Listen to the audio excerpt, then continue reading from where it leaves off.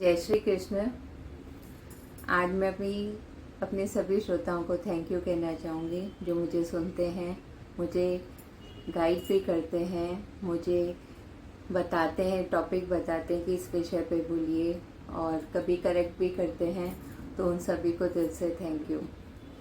एक प्यारी सी श्रोता है, उसका एक सजेशन आया कि आप कृष्ण की मुरली पे, बंसी पे भी कुछ बताएं। अच्छा लगा मुझे। मैंने इसके लिए बुक्स पढ़ी, अपनी बड़ी बहन के साथ चर्चा की, कई चीज़ें मुझे पता चली, तो लगा सही है। उस बच्ची को धन्यवाद कि उसने मुझे गाइड किया कि आप इस विषय पे बोलिए।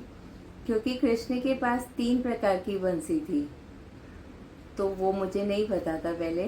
तो बंसी है, बंसी बजाते हैं, ठीक है, लेकिन उनके पास थी वेणु जो सबसे छोटी आकार की बंसी थी, फिर वामसी मध्यम आकार की, और मुरली वो सबसे लंबी बंसी।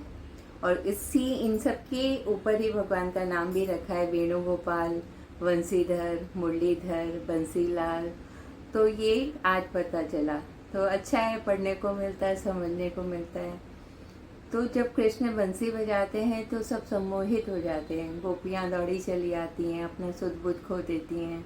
गायें जिधर भी होती हैं वो भी झूमती नाचती गाती कृष्ण के पास पहुंच जाती हैं। उनके सखा भी उनके आसपास ही होते हैं। तो इतना सम्मोहन जिस बांसुरी की वजह से वो प्रकट होता है। लेकिन क्या होता है कि जो कृष्ण की जो गोपियाँ थी, सखियाँ थी, वो बांसुरी से जलती हैं। वो कहती कि तुमने ऐसा क्या पुण्य किया था जो तुम कृष्ण के इतने समीप हो। तो बांसुरी ने कहा कि उसने जब उसे तरासा गया था तो उसने बहुत कष्ट सहन किया था। तब कृष्ण ने उसे कहा था कि वो उसे अपने समीप ही रखेंगे। और जो बांसुरी के गुण हैं वो भी कृष्ण को बहुत प्रिय हैं।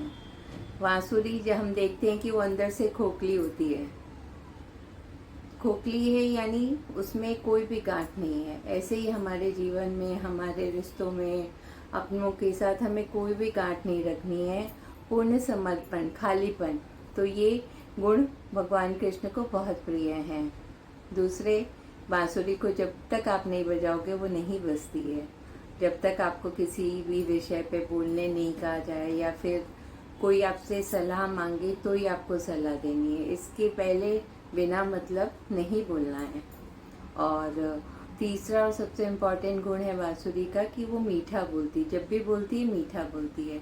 तो अगर हमें अपने आपस में हम जब भी बात करें तो एक ये गुण अपना लें कि हमें बोलना है तो मीठा बोलना है।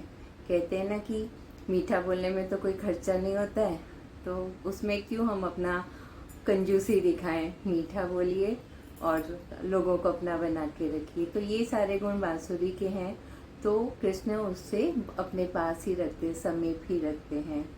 तो बांसुरी के बारे में बहुत कुछ पढ़ने को मिला। उसकी बात फिर हम कल करते हैं। तब तक के लिए जय श्री कृष्ण। सबका मंगल हो।